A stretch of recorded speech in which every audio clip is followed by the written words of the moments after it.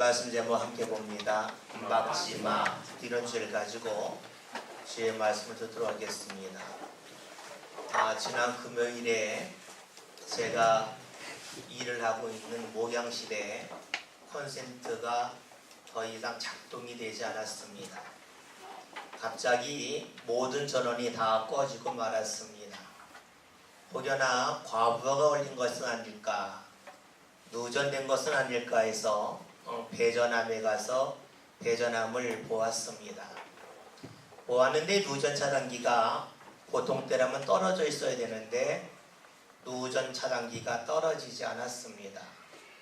왜 그럴까? 혹시 이 누전 차단기가 잘못된 것은 아닐까 해서 그것을 바꿔보았지만 여전히 전기가 들어오지 않았습니다. 다행히도 제 방에는 비상용 콘센트가 하나가 있었는데 거기에는 전기가 계속해서 들어와서 선을 이리저리 연결해서 사용할 수가 있었습니다. 제가 전기를 잘 몰라서 우리 임대한 장로님한테 전화를 했더니 장로님이 늦은 시간에 왔습니다. 와서 이것저것 살펴보더니 한 이야기가, 목사님 아무래도 이 배선이 연결되는 천정에서 선이 끊긴 것 같습니다. 이 공사가 지금 작은 공사가 아닐 것 같습니다 하고 돌아가셨습니다. 그리고는 어제 교회에서 김장을 할 때라서 여러 성도들이 모였는데 우리 김정기 집사님 오셨어요. 집사님은 다시 한번 여쭤봤습니다. 이거 어떻게 하면 좋겠냐 했더니 우리 집사님 한 이야기가 이 콘센트에 과부가 걸려서 콘센트에서 선이 끊길 수도 있다 하면서 콘센트를 다 열어보았습니다. 그런데 전혀 이상이 없었습니다. 이상이 없는데 전기가 통하지 않는 겁니다. 어떡할까 하다가 우리 교회에서 예전에 전기기술자 역할을 했던 박경선 집사님에게 연락을 했습니다. 집사님이 와서 이것저것 살피더니 목사님 이거 공사가 쉽지 않겠습니다 라고 이야기합니다. 왜 그러냐 했더니 이 일을 두 가지 말하면, 첫째는 교회 건축할 때 설교 도면이 있는데 도면에 전기 배선에 대한 것이 없다는 겁니다. 두 번째는 무엇이냐면 이 도면이 없다 할지라도 이 콘센트에 연결한 선을 여러 가지 색깔을 쓴다는 겁니다. 정말 따보았더니요, 전선의 색이 검은색도 있고 흰색도 있고 노란색도 있고 녹색도 있습니다. 그래서 이 선을 보면 이 선이 어디서 연결되어 있는지를 알 수가 있고 그래서 찾아갈 수가 있는데 우리 교회 공사한 거 보았더니 선이 각각 따로 논다는 겁니다. 즉 저쪽에서는 노란색이 들어왔는데 여기는 노란색이 없다는 겁니다. 그러니까 배선이 어떻게 연결됐는지 알 수가 없어서 이건 공사를 할 수가 없습니다 라고 말했습니다. 제가 그것을 보면서 생각한 것이 있습니다. 왜 전기공사를 이렇게 했을까 하는 겁니다. 아마 전기공사를 하는 분들은 마음에 이런 마음이 있었을 겁니다. 설마 중간에 선이 끊어질까? 아무 이상이 없을 거다. 고장나지 않을 것이라 생각해서 그들은 선을 사용할 때에 좀 세심하게 노란색을 계속 노란색으로 이어가고 흰색을 흰색으로 이어가야 되는데 중간에서 선을 이을 때에 노란색으로 왔는데 흰색으로 검은색으로 자기 마음대로 바꿔놓고 말았습니다. 그러니까 공사를 했지만 고장이 났을 때에 고칠 수가 없게 된 것이죠. 전기공사를 할 때에 좀 더 세심하게, 흔히 하는 말로 제대로 공사를 했다 그러면 고장이 났다 할지라도 고치는데 큰 문제가 없습니다. 그러나 공사를 하긴 하였지만 제대로 하지 않았습니다. 제대로 하지 않았더니 문제가 생겼을 때에 고칠 수가 없습니다. 우리가 아는 것이 있죠. 이 세상에 영원한 것은 하나도 없습니다. 언젠가는 고장이 나고 언젠가는 버릴 수밖에 없습니다. 만약에 고장이 나지 않는다면, 영원하다면 대강 공사는 괜찮습니다. 그러나 무엇이든지 고장이 나고 또 수명의 한계가 있기 때문에 제대로 해야 됩니다. 아마 전기공사하는 사람은 우리는 공사했어 라고 말할 겁니다. 그러나 우리는 말합니다. 공사를 했지만 제대로 못했기 때문에 지금 문제가 됩니다 라고 말을 합니다. 여러분, 무언가 했다 하지 않았다로 중요하지만 그것을 어떻게 했느냐가 중요함을 압니다. 여러분, 차가 다니는 다리를 만들 때에 다리를 건설한 것도 중요하지만 다리를 제대로 건설해서 안전한가 하는 것이 중요하겠죠. 다리를 건설했지만 제대로 건설하지 않아서 다리가 흔들리거나 다리가 비뚤어져 있다면 그 다리는 없는만 못할 수도 있습니다. 음식을 만들 때에도 제대로 만들어야지 음식을 만들 때에 사용하지 말아야 할 재료를 넣어서 제대로 만들지 못한다면 그 음식을 먹고 심을 놓기보다는 오히려 탈이 나고 아픈 사람이 많아질 수밖에 없습니다. 부모들이 자녀들과 많이 충돌하는 부분이 여기 있습니다. 자녀들 공부한다고 책상에 앉았습니다. 근데 공부하면서 컴퓨터도 보고 핸드폰도 보고 만화책도 봅니다. 이때 부모가 말하자도 공부 안 하냐? 그러면 그래 공부합니다. 그런데 부모가 볼 때 뭡니까? 공부를 하긴 하지만 제대로 하지 않는 것을 말하고 있는데 자녀들은 제대로는 싹 지어버리고 했다에 관심이 있습니다. 여러분, 제대로 하지 않는다면 어떻게 될까요? 그 일을 여러 번 반복한다 할지라도 결코 성장이 나타나지 않습니다. 제대로 하지 않는다면 그것은 언젠가는 탈이 나게 되고 언젠가는 더 큰 많은 비용을 지불해야만 합니다. 그런데 여러분, 과연 세상 일만 그럴까요? 우리가 하나님 앞에 나와서 신앙생활을 하는 것도 내가 교회에 나왔다는 것도 중요합니다. 내가 예배했다 하는 것도 중요합니다. 그런데 정말로 제대로 했는가 하는 게 중요하지 않겠습니까?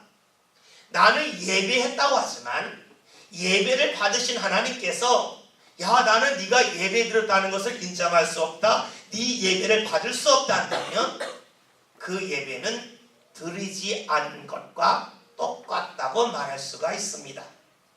우리가 신앙생활 할 때에 나는 신앙생활 한다고 말합니다. 그러나 하나님 우리에게 묻습니다. 제대로 했느냐 하는 것을 주께서 물으신다는 거죠. 사람들은 속을 보지 못합니다. 겉을 봅니다. 그러니까 했다 하지 않았다에 관심을 가질 수 있지만 하나님은 우리의 외모가 아닌 우리의 중심을 꿰뚫고 계십니다. 그렇기 때문에 했다 하지 않았다는 것보다 하나님은 제대로 했느냐 제대로 하지 않았느냐 하는 것을 주께서 보고 계시다는 것이지요. 오늘의 말씀은 예수님께서 그런 것에 관하여 말씀해주고 계십니다. 과연 제대로 하느냐 그냥 하기만 했느냐를 묻고 계신 거죠. 오늘 말씀을 볼까요? 말씀 16절을 함께 보겠습니다. 다 같이 읽겠습니다. 누구든지 등불을 켜서 그릇에 덮거나 평상 아래에 두지 아니하고 등경 위에 두나니 이는 들어가는 자들로 그 빛을 보게 하려 함이라. 아멘. 우리는 말씀 읽으면서 좀 의아해야 합니다. 아니 왜 이토록 당연한 것을 예수님께서 말씀하셨을까 하는 겁니다.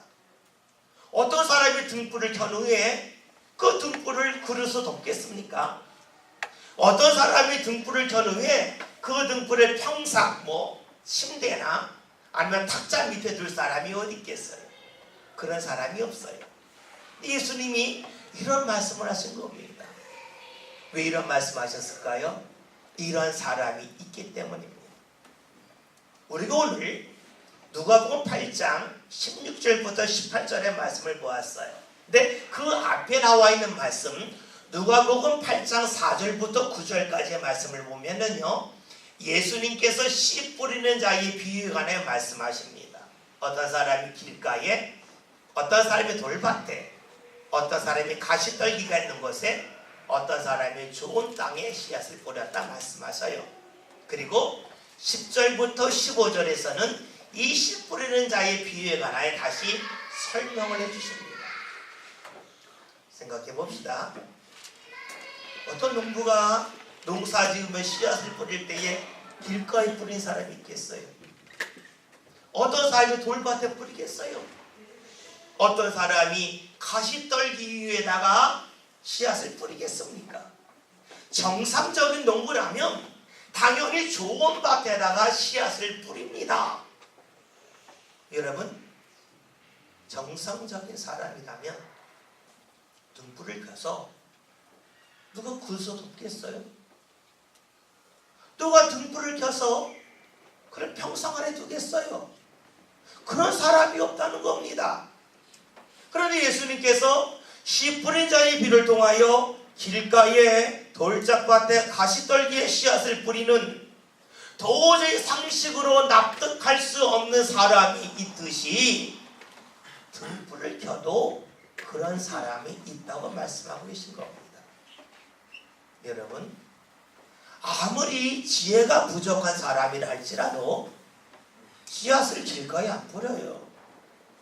아무리 지혜가 짧은 사람이라 할지라도 등불을 켜서 그것을 그릇으로 덮어서 등불의 빛을 막지 않습니다. 그런데 왜 예수님께서 이런 말씀을 하셨을까요? 그것은 사람은 눈에 보이는 등불의 위치를 정확하게 알지만 자신의 삶의 등불의 위치를 제대로 두지 못한다는 데 있습니다. 눈에 보이는 등불은 어디에 두어야 될지 알아요. 그러나 내 삶의 등불을 어디에 두어야 할지 잘 알지 못하고 잊어버린다는 겁니다. 오늘 말씀을 보면요, 등불을 켜서 등경 위에 둔다 그랬습니다. 왜 등경 위에 두느냐? 그래야 들어가는 사람이 그 빛을 본다는 것이죠. 여러분, 중요한 것은 내가 빛을 본다는 데 있지 않습니다. 빛이 내 눈에 보이는 데 있다는 겁니다. 빛이 내 눈이 보이는 데 있다고 하는 그 빛이 나를 비춘다는 거죠. 만약에 빛이 내 눈에 보이지 않는 자리에 있다면 그 빛이 나를 비출 수가 없습니다. 그러니까 지금 등경 위에 등불을 둬서 그 빛을 본다고 하는 것은 그 빛이 내 삶을 비추게끔 한다 하는 이야기입니다. 여러분, 우리 삶에 등불이 되는 것이 무엇입니까? 내 삶을 밝게 비춰주는 등불이 무엇일까요? 많은 사람들은 그 등불이 바로 나 자신이기를 원합니다. 내 경험이, 내 지식이 내 인생을 밝게 비추는 등불이 되기를 원합니다. 그런데 냉정하게 물어볼 것이 있어요. 우리의 눈이 정말로 무엇이든지 밝게 볼 수 있겠느냐는 겁니다. 낮에는 잘 보여요. 그러나 우리가 사는 세상은 낮만 있는 게 아니죠. 밤이 있습니다. 낮에는 잘 보였지만 밤이 되면 잘 보이지가 않아요. 마찬가지입니다. 우리 인생에도 늘 낮만 있는 게 아니에요. 우리 인생에도 밤이 찾아옵니다. 몸이 아플 때가 있고, 또 때로는 내가 물질적으로 어려울 때가 있고, 때로는 내 감정이 크게 상할 때가 있습니다. 여러분, 그때에 제대로 보이십니까? 내가 마음이 편안할 때 보였던 것이 내가 감정이 상했을 때로 잘 보입니까? 내가 건강할 때 보였던 것이 내가 몸이 아프고 지쳤을 때로 제대로 보입니까? 보이지 않지요. 우리 인생에 늘 낭만 있다 그러면 내 자신이 내 인생의 등불이 될 수가 있어요. 그러나 유감스럽게도 우리 인생에는 늘 낭만 있지 않습니다. 밤이 있습니다. 그렇기 때문에 내 자신이 내 인생의 등불이 됐으면 좋겠다고 하는 바람은 있지만 그 바람대로 살 수는 없습니다. 우리 인생의 등불이 과연 무엇이겠습니까?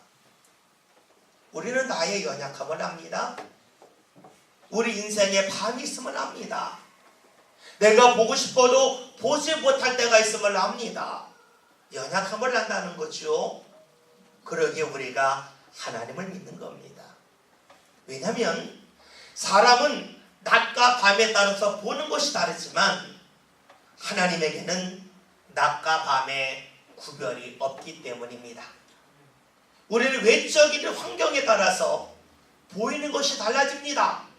그러나 하나님은 모든 중심을 모시는 분이시기 때문에 또 하나님은 변함이 없는 분이기 때문에 우리의 삶에 낮과 밤에 관계없이 모든 것을 보고 계십니다. 그래서 우리들은 하나님을 믿습니다. 하나님을 믿는다고 하는 것은 하나님이 우리의 인생에 등불이 되어주심을 믿는 것이지요. 하나님을 믿는다는 것은 다른 말로 하면 하나님의 말씀을 믿는 겁니다. 내가 하나님을 믿지만 하나님의 말씀을 믿지 못하겠다고 하면 하나님을 믿는 것이 아니지요. 내가 하나님을 믿는다면 당연히 하나님의 말씀까지도 믿는 것입니다. 여러분, 우리가 하나님의 말씀을 우리의 인생의 등불이 되기를 원하여서 우리는 수요전하고 예배를 합니다. 그리고 하나님의 말씀이 내 길의 등이요 내 발의 등이요 내 길의 빛이 됨을 우리는 잘 알고 고백하고 있습니다. 그런데 여러분, 우리는 때로는 하나님의 말씀이 내 인생의 등불이 되어짐을 잘 알고 믿고 있지만 그것을 그릇으로 덮고 싶을 때가 많습니다. 하나님의 말씀을 몰라서가 아니라 하나님의 말씀을 알면서도 그 말씀을 자꾸만 가리고 싶을 때가 많이 있다는 거지요. 왜요? 그 등불이 나의 약점까지도 밝히 보게 하기 때문입니다. 하나님의 말씀의 빛이 나의 어리석음을, 나의 잘못됨을 하나하나 드러날 때 우리 그것을 원하지 않습니다. 나의 약점이, 나의 부족함이 드러나는 것을 원하지 않기 때문이죠. 그렇기 때문에 하나님의 말씀의 등불을 알면서도 무언가 자꾸 덮고 싶고 가리고 싶은 것이 우리입니다.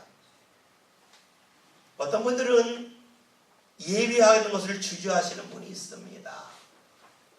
왜요? 예배하는 가운데, 말씀을 듣는 가운데 하나님 자꾸 찌르는 겁니다. 감동을 주시는 겁니다. 야, 너 이러면 안 되지 않냐? 그러니까 예배해야만 알지만 일부러 예배하는 자를 피하는 분들도 있습니다. 나의 약점이 드러나는 것이 싫다는 거예요.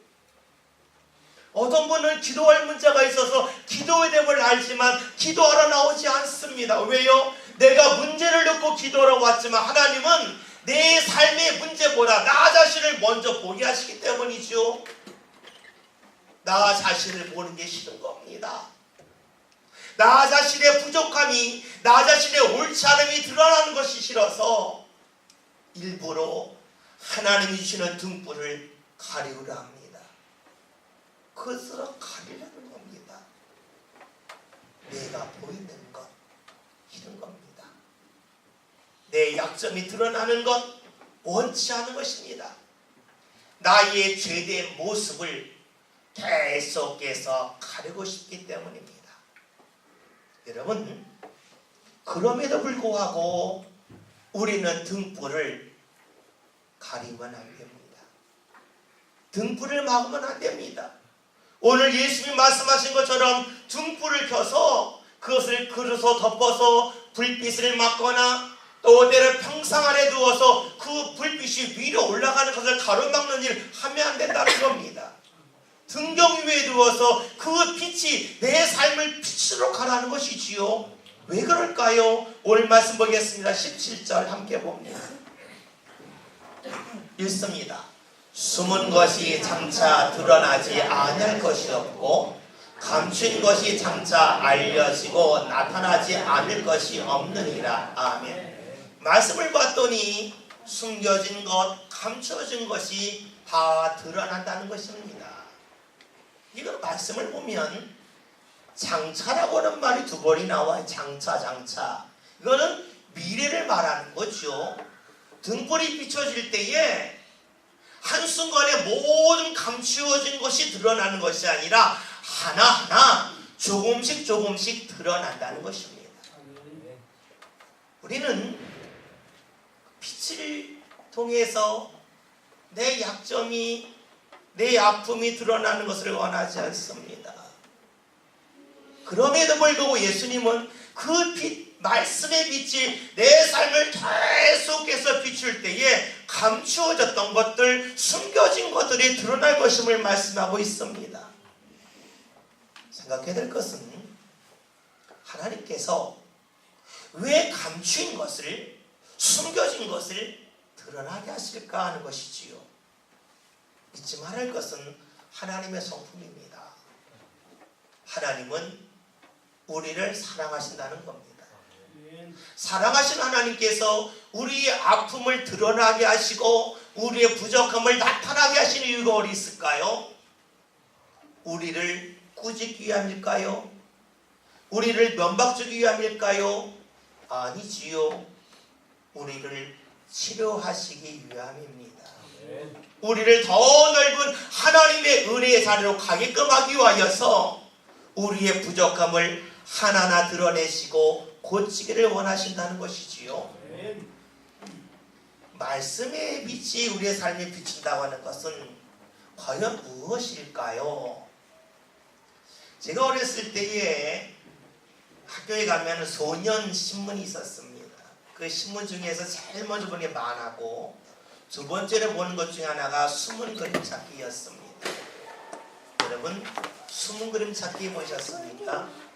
어떤 그림이 있는데 그 그림 한 구석에 국자도 있고 젓가락도 있고 많은 것들이 있는데 그걸 찾는 것입니다. 근데 숨은 그림은요, 맨 처음에 보자마자 바로 찾을 수 있는 것이 있고요, 계속 보면 한참 지난 다음에 여기에 이것이 있었구나 발견하는 것이지요. 저는 이 숨은 그림 찾기가 우리 신앙에서는 숨은 은혜 찾기라고 봅니다. 하나님의 말씀의 빛을 내 삶 가운데 비출 때 일어나는 것이 무엇일까요? 하나님의 은혜가 내 삶 가운데 여기저기 있는데 보이지 않던 것들이 하나하나 보이는 것이지요. 말씀의 빛이 내 삶에 비출 때에 쉽게 찾을 수 있는 주의 은혜가 있는가 하면 그 말씀의 빛을 따라 계속해서 움직여갈 때에 한참 지난 다음에 발견하는 주의 은혜가 있습니다. 오늘 말씀을 봤더니 등불이 비출 때에 없는 것을 만들어내는 것이 아닙니다. 등불이 비춤을 통하여 일어나는 것은 숨겨진 것, 감추어지는 것을 발견하는 겁니다. 드러내는 것입니다. 하나님께서 오늘 우리를 삶 가운데 많은 은혜를 주셨건만 그 은혜를 우리가 왜 발견하지 못할까요? 주의 말씀의 빛이 우리의 삶을 비추도록 하지 못하기 때문입니다. 하나님을 믿는다 하지만, 하나님의 말씀을 믿는다고 그러지만 그 말씀을 내 생각에 그려 덮어서 그 빛을 막을 때가 있습니다. 또 때로는 평상 아래 등불을 두는 것처럼 다른 사람을 통하여, 또 때로는 어떤 제도와 어떤 조직을 통해서 하나님이 비추는 은혜의 말씀의 빛을 내가 가로막을 때가 적지 않습니다. 그러니 어떻게 될까요? 어두워서 주의 은혜가 내 삶 사방에 널려 있음에도 불구하고 발견하지 못하고 은혜가 없다고 여기며 살고 있는 것이 우리의 모습이 아니겠습니까? 오늘 예수님은 무엇을 말씀하고 계십니까? 주의 말씀의 빛이 너를 비추게 하면 장차, 즉 말씀의 빛이 네 삶을 비추면 비출수록 지금까지 발견하지 못하였고 감춰져 있던 주의 은혜를 하나하나 발견할 수 있음을 우리에게 말씀해 주고 계십니다. 여러분 잊지 맙시다. 주의 말씀의 빛이 우리의 삶을 밝히 비춰주지 아니한다면, 내 시력이 아무리 좋다 할지라도, 내가 세상에 아무리 많은 학문을 연구하고 탐구했다 할지라도 주의 은혜를 발견할 수는 없습니다. 오늘 주님이 우리에게 주시는 말씀은 우리의 삶의 빛, 즉 말씀의 빛이 우리의 삶을 비추게 함을 통하여서 지금까지 있지만 찾지 못하였던, 발견하지 못하였던 주의 은혜를 발견하며 살 것을 우리에게 말씀하고 계십니다. 여러분, 우리가 말씀의 빛에 따라서 우리의 삶을 계속해서 찾아봐야 할 이유를 예수님 다시 한번 이렇게 강조해 주고 계셔요. 18절에는 말씀을 함께 봅니다. 다 같이 읽습니다.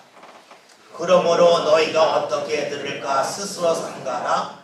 누구든지 있는 자는 받겠고 없는 자는 그 있는 줄로 아는 것까지도 빼앗기리라 하시니라. 아멘. 위의 말씀 스스로 삼가라는 말은 주의해서 말씀을 잘 들으라는 겁니다.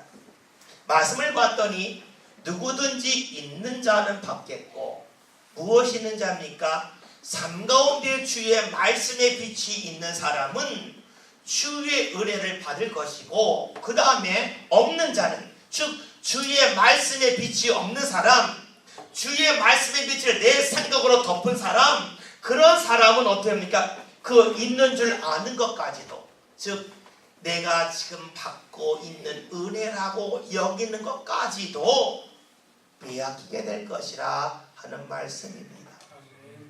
여러분 잊지 맙시다. 하나님의 은혜 역사는 주의 말씀의 빛을 통하여 발견할 수가 있고, 그 발견한 사람이 그 은혜를 붙잡고 살 수가 있습니다. 말씀의 빛을 가리우는 사람, 내 생각으로 말씀의 빛을 막는 사람은 아무리 주께서 많은 은혜를 우리 삶 가운데 공급해 주신다 할지라도 그 은혜를 받지 못합니다. 받지 못할 뿐만이 아니라 내가 붙잡고 있는 그 은혜마저로 빼앗깁니다. 왜냐하면 그것이 소중한 것임을, 가치 있는 것임을 내가 모르기에 붙잡지 않고 놓아버리는 것입니다. 때로는 우리의 외적인 모습이 달라짐을 통해서 내 마음이 크게 약해질 때도 있습니다. 내가 건강을 잃어버릴 때도 있어요. 또 때로는 내 주위에 있는 사람들이 하나하나 떠나가서 삶이 크게 외로울 수도 있어요.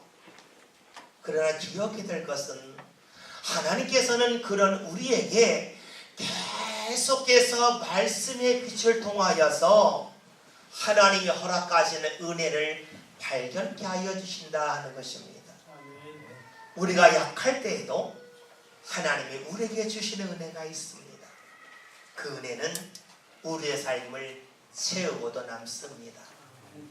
그러나 그 은혜는 오직 말씀의 빛이 비춰지는 사람에게만 그 은혜를 붙잡는 역사가 나타납니다.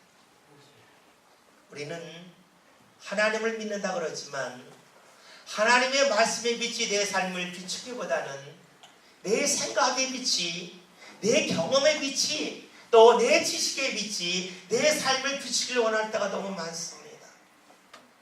여러분, 그렇다면 우리는 감춰진 주의 은혜를 발견할 수가 없습니다.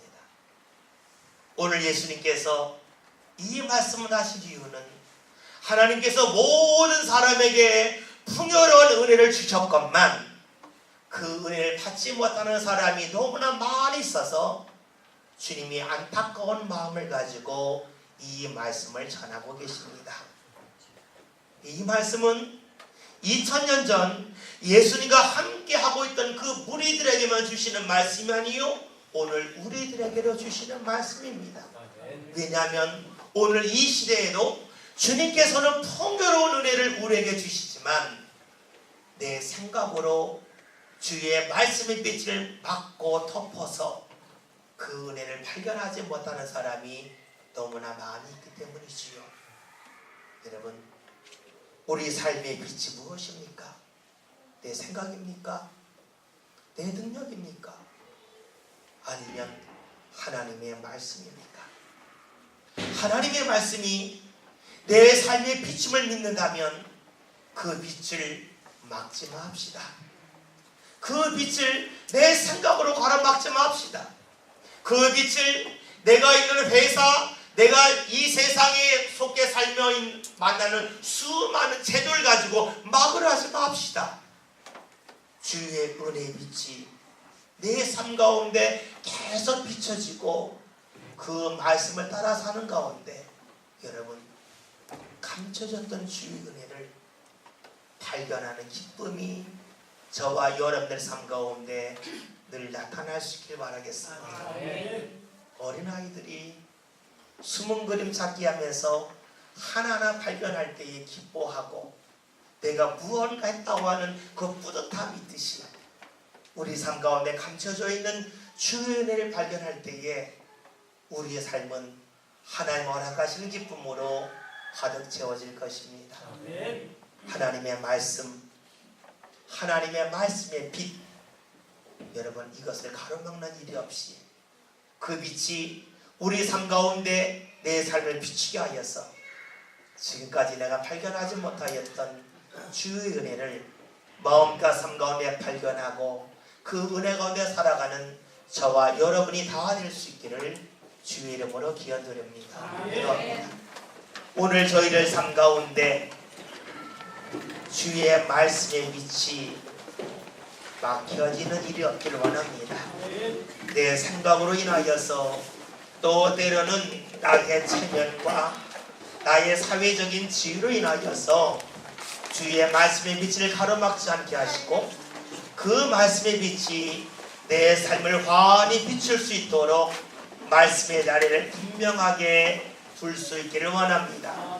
그리하여 우리 삶 가운데 감춰져 있던 주의 은혜를 하나하나 발견해 나가면서 하나님 허락하시는 풍요로운 은혜 자리에 이룰 수 있는 모든 성도들 되게 하여 주옵소서. 예수님의 이름으로 기도하였습니다. 아멘.